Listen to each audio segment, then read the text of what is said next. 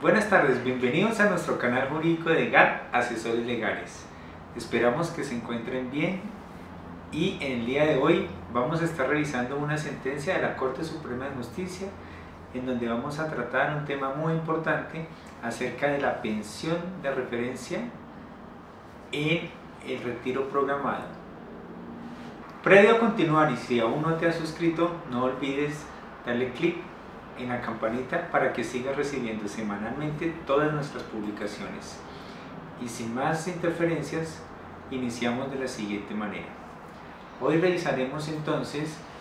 una sentencia proferida por la Sala Laboral de la Corte Suprema de Justicia en agosto del 2021,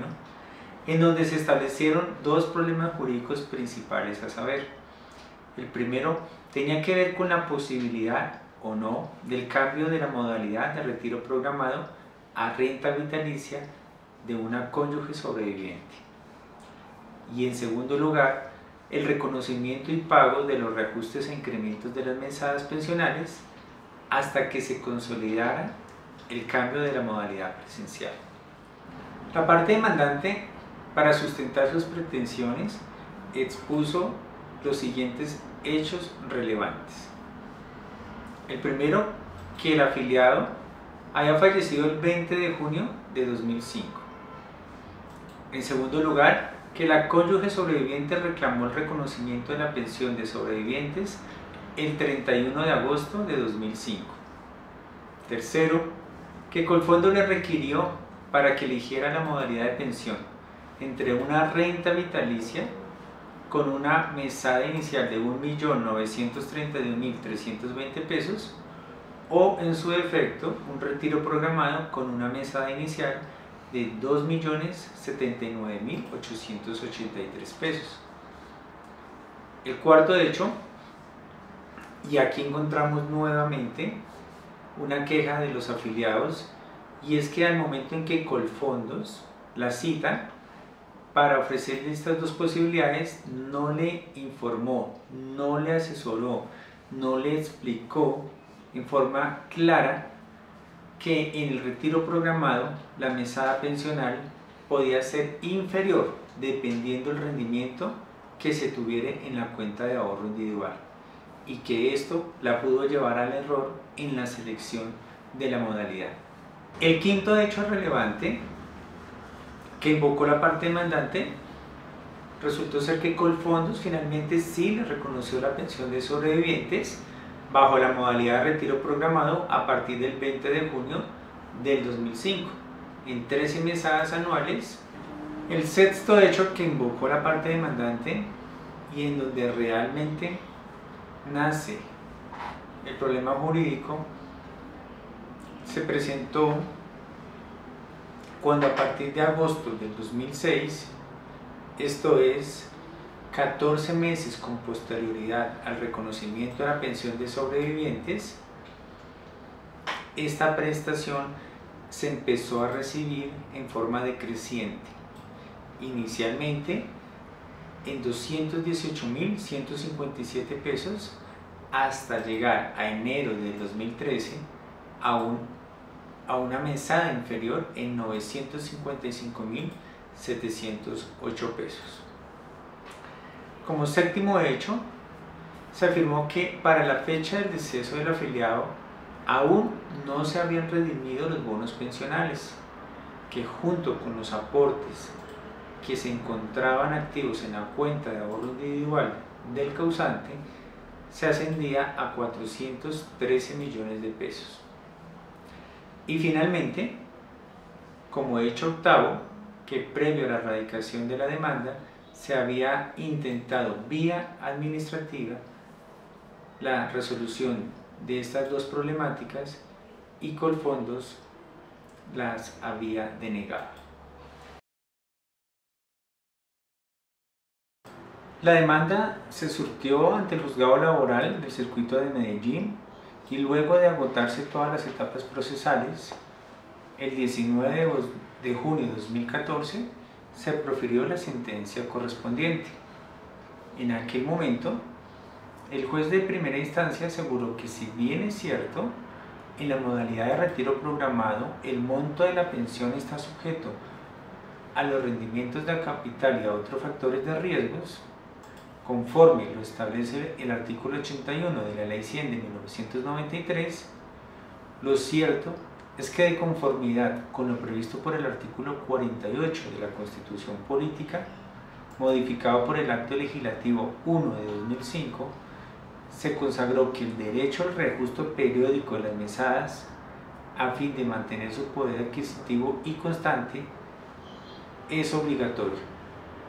y que por tal motivo se prohíbe que se reduzca el valor de la primera mesada pensional. De esta manera resolvió el primer problema jurídico. Así, para resolver el segundo problema jurídico, el juzgado consideró que la demandante no tenía la posibilidad de escoger la modalidad pensional y que por tal motivo la forma correcta para su reconocimiento habría sido interpretar los artículos 46 y 48 de la Ley 100 de 1993, es decir, haberse establecido el valor de la primera mesada pensional conforme se calcula en el régimen de prima media con prestación definida. Y asimismo consideró de forma subsidiaria en la argumentación que en todo caso Colfondos no cumplió con el deber de otorgarle a la demandante la información clara y precisa para elegir la opción del retiro programado, pues le puso de presente unas sumas de dinero sin comunicarle que el recálculo implicaba la disminución de la mesada pensional. Por ello, consideró que la pensión se tenía que reconocer en la forma prevista únicamente para el régimen de prima media con prestación definida, y siendo que el afiliado causante había cotizado 1.597 semanas y que tenía un ingreso base de cotización de 2.575.093 pesos, al aplicarle una tasa de reemplazo del 75%, su mesada pensional debió ser de 1.931.320 para el año 2005. Inconforme con esta decisión, los apoderados de las partes interpusieron su recurso de apelación, sentencia que fue proferida entonces en segunda instancia por el Tribunal Superior de Medellín, el día 14 de noviembre del año 2014.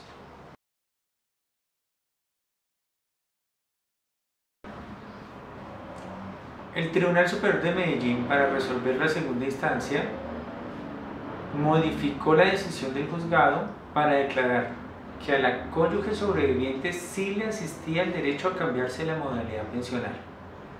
De esta forma resolvió el segundo problema jurídico. Y asimismo dispuso continuar pagando la pensión en la modalidad de retiro programado hasta tanto se contratara con la aseguradora en una renta vitalicia.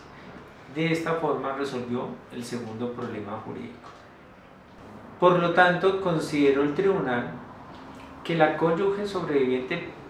podía cambiar la modalidad pensional y por ello, una vez escogida la pensión anticipada, sí podía cambiarse a la renta vitalicia. Finalmente, el tribunal consideró acertada la decisión de ordenar el reajuste pensional con sustento en el artículo 48 de la Constitución Política en concordancia con el Acto Legislativo 1 de 2005.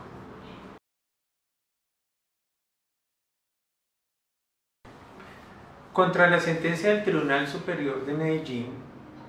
Colfondos interpuso la demanda extraordinaria de casación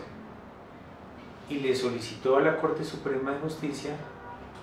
que se casara totalmente la sentencia proferida por el juzgado de primera instancia, o lo que significa que le absolvieran de todas las pretensiones de la demanda. De manera subsidiaria, solicitó que se le condenara a la aseguradora al pago de las sumas ordenadas por el tribunal. Para sustentar su recurso de casación, Colfondos aseguró que los recursos de la cuenta de ahorro individual del afiliado, compuesta por las cotizaciones obligatorias, los bonos pensionales a que hubiera lugar, la suma adicional a cargo de la aseguradora que fuera necesario para cubrir el monto de la pensión son los recursos con los que se financia la pensión de sobrevivientes. Asimismo, estableció que el artículo 79 de la Ley 100 de 1993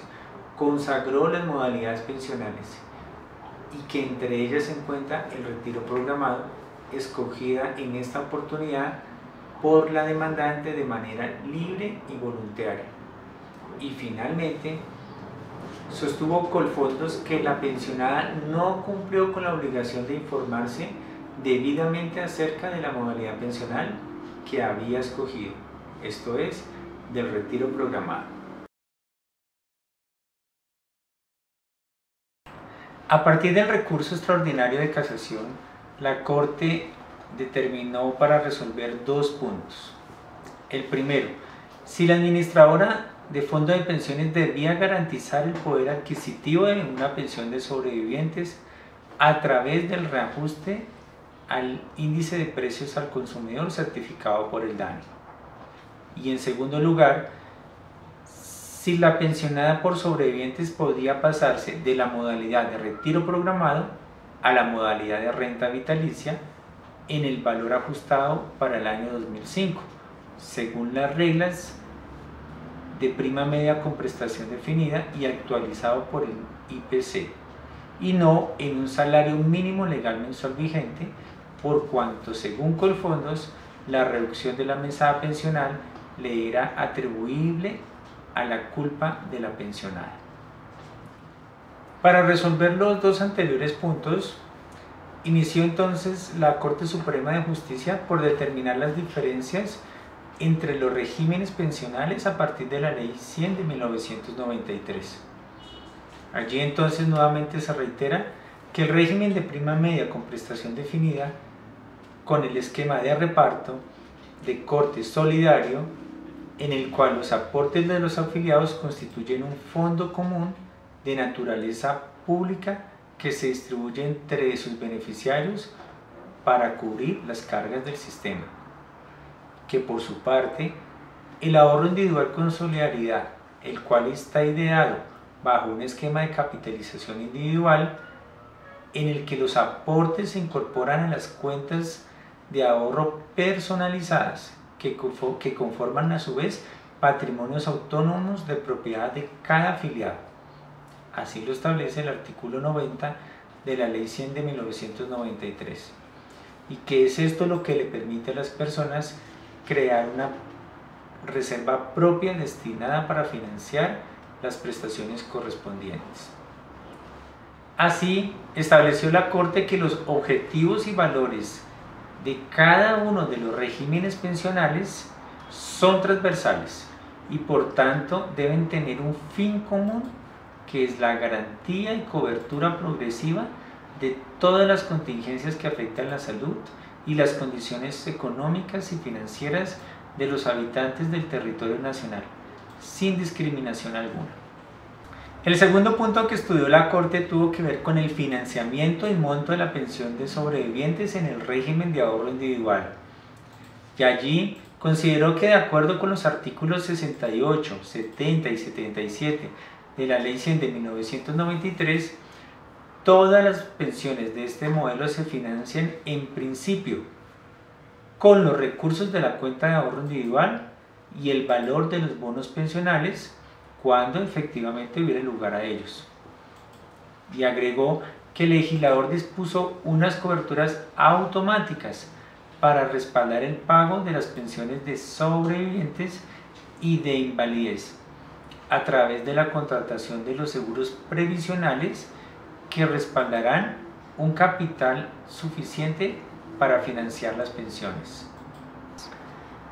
De tal manera que ante la muerte del pensionado, la prestación se financia y se continúa pagando con los recursos que se previeron inicialmente para una pensión de vejez o de invalidez. Y el monto de la prestación depende de la modalidad que el causante eligió para recibir la pensión de vejez. Por su parte, cuando la muerte es del afiliado, este riesgo no siempre podría financiarse con el capital ahorrado en la cuenta de ahorro individual, precisamente porque al ser una prestación típica de un aseguramiento previsional, el número de semanas mínimo que permite su causación imposibilitaría por principio o por regla general respaldar económicamente esta pensión, que bien puede ser vitalicia. Por ello, se estableció que ante el déficit del capital, los fondos de pensiones debían contratar un seguro previsional para que las aseguradoras aporten la suma adicional faltante para cubrir este riesgo. Así se traen los artículos 70, 77 y 108 de la Ley 100 de 1993. El siguiente punto que estudió la Corte Suprema de Justicia tuvo que ver el financiamiento de la pensión, partiendo de la forma en que se obtiene el monto. Y allí se recurrió a los artículos 73, 46 y 48 de la Ley 100 de 1993 para determinar que el monto de la pensión de sobrevivientes parte inicialmente de una cuantía fija en la ley y no del capital acumulado por el afiliado en su cuenta de ahorro individual. La precisión del monto de la prestación que se hubiese reconocido en el régimen de prima media a partir de la muerte del causante solo viene a ser un monto o mesada de referencia, según lo precisa el parágrafo primero del artículo 6 del decreto 1889 de 1994, que estipula que la pensión de referencia será equivalente a los montos indicados en los artículos 40 y 48 de la Ley 100 de 1993 para las pensiones de invalidez y de sobrevivientes respectivamente. A partir de este valor de referencia, señala la Corte Suprema de Justicia, la aseguradora debe aportar la mencionada suma adicional necesaria para financiar la pensión a partir de la situación concreta de los beneficiarios, que conforme lo establece el artículo 11 del decreto 832 de 1996, será igual a la prima única que esa aseguradora cobraría por una póliza de renta vitalicia de un salario mínimo, disminuida en el saldo de la cuenta y el valor del bono o título pensional, según las fórmulas que para tal efecto establezca el Gobierno Nacional a través del Ministerio de Hacienda y Crédito Público. El siguiente punto que estudió la Corte Suprema de Justicia tiene que ver con el cálculo de la pensión de sobrevivientes. Y allí se estudiaron tres situaciones. La primera, determinar el monto fijo predefinido según las reglas de prima media. La segunda, con base en tal pensión o mesada de referencia, se calcula el capital necesario para financiarla, a efectos de que la aseguradora aporte la suma faltante si así se llegara a requerir, o determinar si el capital individual acumulado permite respaldar financieramente la pensión. Y tercero, que los beneficiarios pueden seleccionar o acordar, según el caso, la modalidad pensional de preferencia a fin de concretar el monto inicial de la pensión. Señaló la Corte acerca de la obligación del control de saldos en la cuenta de ahorro individual que está a cargo de los fondos privados de pensiones en la modalidad del retiro programado, y que ello se hace para evitar la descapitalización de la cuenta y que el pensionado sufra una eventual disminución de su pensión, ya que el citado artículo 81 estipula que en esta modalidad es necesario realizar un control permanente de los saldos y calcularlo cada año. Ello de conformidad con el artículo 12 del decreto 832 de 1996, que impone un control permanente de los saldos en el pago de pensiones a fin de que los recursos de la cuenta pensional no sean inferiores a la suma necesaria para adquirir una pensión en la renta vitalicia. y que en un escenario de descapitalización es imperativo que la administradora del fondo de pensiones informe de manera inmediata esta situación al pensionado en un término de 5 días y le informe acerca de la necesidad de continuar recibiendo su pensión bajo la modalidad de renta vitalicia, así como las nuevas condiciones de pago de la misma. Y fue muy enfática la Corte en señalar que si el fondo privado de pensiones incumple con esta obligación, entonces debe asumir con sus propios recursos la suma que se requiera para continuar con el pago de una renta vitalicia. Vamos a poner un ejemplo para ilustrarlo mejor. Si en el año 2021 una pensión de referencia del beneficiario es de la suma de 1 millón de pesos, calculado conforme lo establece el artículo 48 de la Ley 100 de 1993, esto es, en una pensión de sobrevivientes del régimen de prima media con prestación definida, y este elige la opción de retiro programado de 1.300.000 pesos, es posible que por las fluctuaciones del mercado su pensión no se incremente de conformidad con el IPC para el 2022 e incluso se reduzca para el 2023. Sin embargo, si la pensión de referencia ajustada